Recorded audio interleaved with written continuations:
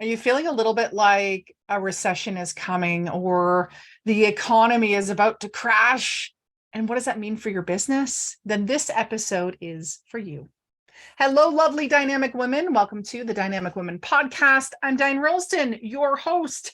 And today I'm going to talk about how to prepare your business for economic declines. There are 5 different ways that I'm going to talk about. And even if you think that the economy is going to be good for a while, maybe good forever. Maybe you're an optimist.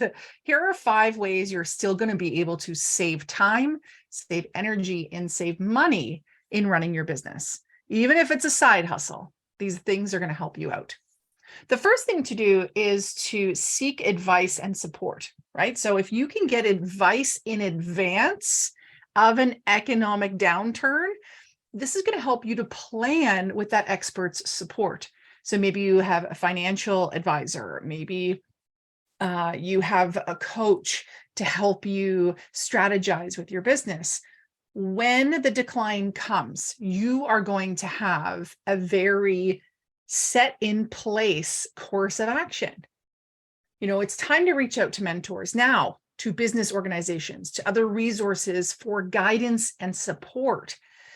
Also, if you can take classes now or get the training now, this is a time when mentally you can focus. You have the emotional stamina, the emotional bandwidth to be able to handle and think about bigger planning, strategizing, and you want to be able to do it now rather than in the future when you're trying to put out fires, right?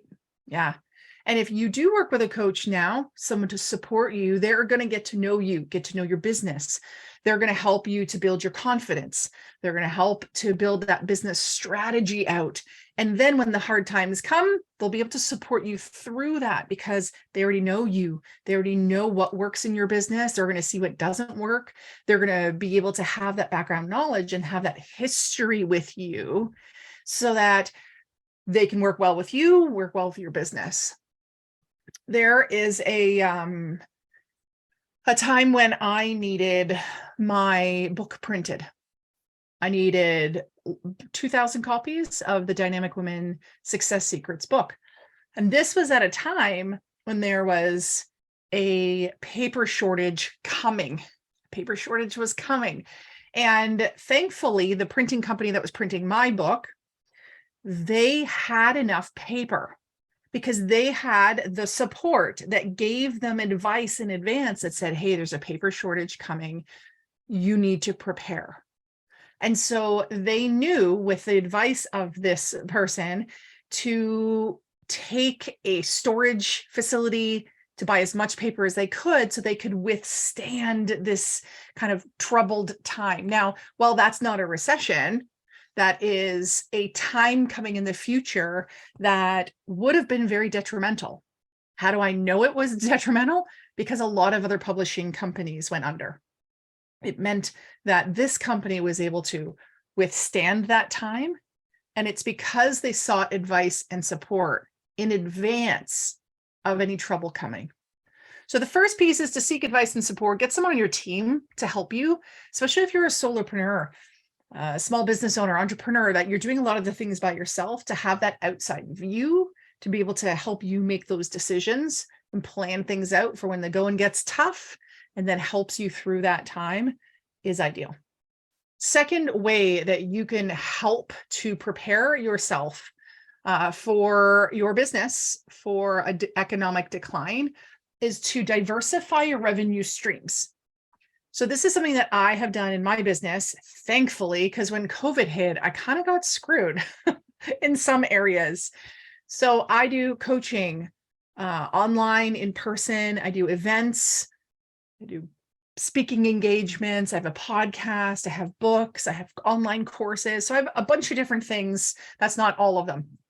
But if you right now in this time can look for new products and services that you can offer your customers, it gives you time to explore the current market you're in, but also maybe some markets beside that you can expand into. If you look for new products or services to offer your clients, this is going to help reduce the impact when a downturn comes. You're going to be able to just kind of flip over here and go into this product offering or service offering. This is actually what happened to me. When COVID happened, I had a whole week of like in-person events happening in Ontario that I'd flown in for. I was at the hotel. And I was like, man, I have a social responsibility to cancel everything. Now, the year before, this was an $80,000 week for me. That week at that time was probably going to be 100K plus. So can you imagine losing 6 figures in 1 week? That was pretty detrimental. But thankfully, I had diversified my revenue streams in advance. So some questions to ask yourself in this regard is, can you repurpose what you already have now, whether it be a service or a product, so that you're ready to roll things out if something happens? And you might be thinking, well, if the economic decline comes, then maybe people aren't buying what I'm currently offering. Okay, well, what would your ideal customer always need, always pay for? Sometimes it's like, oh yeah, that's a luxury. That's a nice to have. What would they pay for no matter what? What do they need no matter what? What problems would a decline have for them where you could be the solution to the problem? Also, if you want to do any any research around the diversity of your revenue streams and which offerings you should do, your target audience would be more willing to answer questions now than when things get a little bit crazy, right?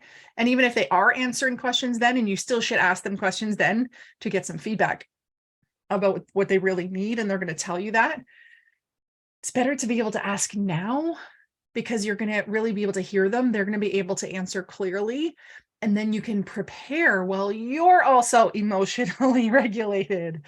So the second thing is to diversify your revenue streams. The third is to prioritize cash flow management. Now, what does this mean in like super easy terms? How much money is coming in? How much money is going out of the business? And really being on top of that, right? You need to know your numbers, because then you know how long you can last, and you know what you need to keep going, and you know what profit will be coming in. This also helps you when you know your numbers. It helps you to make better decisions, right? And when you know your numbers, you can have money saved for, let's say, a rainy day, as my parents would say. Always save for a rainy day, because you never know. Well, business decline, economic declines come. They do. And whether it is from a pandemic or something else, there's going to be a time where things change. So knowing your numbers and having cash flow is important. So if you feel like something's coming soon, maybe it does make sense for you to do payment plans on different programs you're taking, or different software you're purchasing, or different options. You might say, I'm not going to pay for it all up front. I'm going to, spread this out. Even though it might cost me more, it's going to keep more cash flow in my business. Then once you know what your numbers are, really keep a close eye on the cash flow, because you want to make sure you have enough cash on hand to meet all of your financial obligations. So just like in a family or someone who has a mortgage, you want to make sure you have enough money to be able to pay that mortgage every month. You want to know your numbers so that you can pay for your office space, your internet, your employees, whatever it may be, because these are your financial obligations in your business, especially the things that you have to pay in order to make the money. Those are key. And knowing which things you could maybe push off. Now, for some of you, I do want to go back though to the payment plan thing. For some periods of my life, I know that me paying all up front for something did save me and actually helped me to just kind of clear that off and pushed me to work harder to pay for it. Right? I can remember paying, investing in a coach. It was like $15,000. And right away I was like, boom, I'm going to have an event. I'm going to do this offering. I'm going to pay this all off in one go. And I did that. So that might be a key thing for you. And so I shared a little bit about my story of that week in Ontario right when COVID happened. And so I have financial obligations, right? And that literally that day, my income that I was expecting to come in was gone, right? It was gone right away. I had to refund everyone for the events because I couldn't put another date on it, or I had to move them into something else. So I want you to ask yourself, if your income stopped tomorrow, how long could you last for? How long could your business run for? Where would you pull cash from? And going back to the other pieces, who would you ask for support? And how could you diversify? How could you do another offering? Here is the fourth thing that you can do now to prepare yourself if there is a recession coming. Start to build relationships with your suppliers and your partners, people you collaborate, other people in your industry. Build really strong relationships. You want to do it now rather than when things get tough. Now, why would you do that? Well, you'll be in it together, right? And a lot of times with my vendors and suppliers and partners, we want to see each other succeed. And so when you have these strong relationships with them, they are maybe going to be able to help you out. Maybe they can do a little bit of a pushback of time on when things are owed, like when your bills are owed, when your invoices are owed. Maybe they'll forgive you on interest on that. Maybe they can give you a better deal because they know it's like a hard time. Maybe it also increases your chances of success because you'll have other people who your success actually then is their success, right? Because if you stop hiring them as your vendor, your supplier or partner, they're going to lose out as well. So we have this like mutual understanding of wanting everyone to succeed. But the other thing, if I go back to that publishing company that had the paper, remember that example? They had the paper. So if you had a relationship with them, there's a few ways that this worked.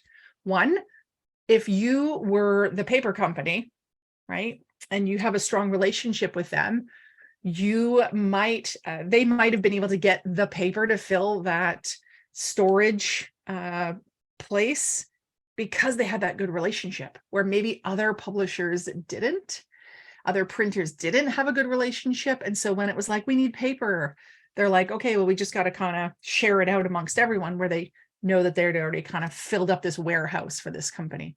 Also, this publishing company had good relationships with other printing companies.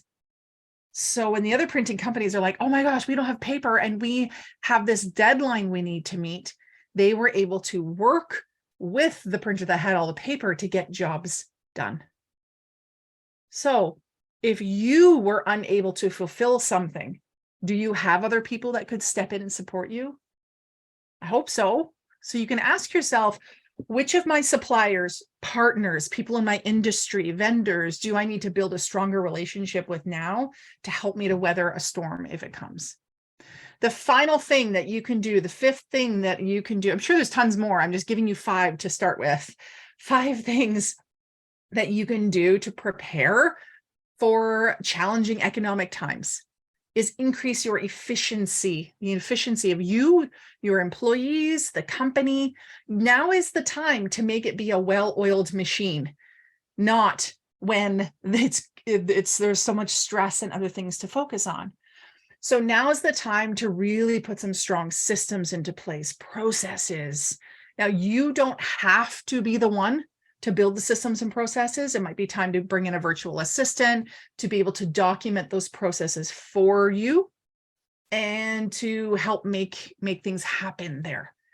The other piece of this is it's time to invest in some digital technologies so that you can start to reduce your costs and make things more efficient. Digital technology can be like a more robust or efficient CRM. It could be bringing in some other software, other It could be bringing in other software or other platforms that are really going to cut down on the amount of time needed. Now, this is not just so you can get rid of people from your company, but it might be so that you can make everyone's position more efficient. You can take down the amount of stuff that you do. You can also increase maybe accuracy because there's less human error that could be part of this. And if you're like, technology, I don't like it. Again, a virtual assistant might be able to be the answer for you to set up the technology, to keep the technology running. And since I have mentioned a VA virtual assistant, I have now over 10, 11, maybe it's 12 virtual assistants that work with about 25 CEOs. And this is also a very smart decision to make, because when you want to prepare for something, you need time and energy. And the best way to have time and energy is to pass things off. And so these CEOs that I work with that are passing off work to the virtual assistants are able to strategize and plan and goal set and prepare for an economic downturn. Right. So if you're thinking about, well, where do I find the time to create additional income streams or revenue streams? Well, if you pass off work, you'd be able to do that. And the other piece is, the VAs that I hire are through the Philippines. And so you're also able to reduce your employment or staffing or contract costs in order to run your business. So if you want to talk about that, just message me, Diane@DianeRolston.com. We can have a separate conversation about that. So these are the 5 ways that you can prepare. Now you may think, this is too much. No, it's not. Just bookmark this, flag it, whatever you need to do. And what if over the next 5 weeks, you took one of these and implemented it? Then the next week took another one and implemented it. In 5 weeks, you'd be sleeping better. you'd be running a better business. And you're going to start to know that you're prepared if this comes, rather than being in worry. A lot of times in our lives, the worry is more debilitating than the actual thing when it comes. So I hope that you'll put your own plan in place to prepare in case the economy goes on a downturn. And hey, even if it doesn't, you have just put 5 things into place, which are going to help you to build a stronger business, a better business, to reduce your expenses, reduce the time that it takes, and reduce the amount of energy put out that is needed. Who doesn't want more time, energy, and money? If I can be of any service, please reach out to me. Maybe there's a coaching program I have that would be supportive of you or building out that strategy. I thank you for listening to this episode, and I'm curious, what piece was most valuable to you? Share a comment, hit like, and share with a friend, because friends don't let friends not be prepared for a recession. That's not really a quotable, but it's the truth, right? And if you haven't yet, please write a review of the Dynamic Women podcast. And when you do, take a screenshot of it, send it to team@DianeRolston.com. That's Christine, my VA, one of my VAs. And make sure you send your mailing address so that we can send you something special in the mail as well. All the best. Until next time, everyone, stay dynamic. Bye.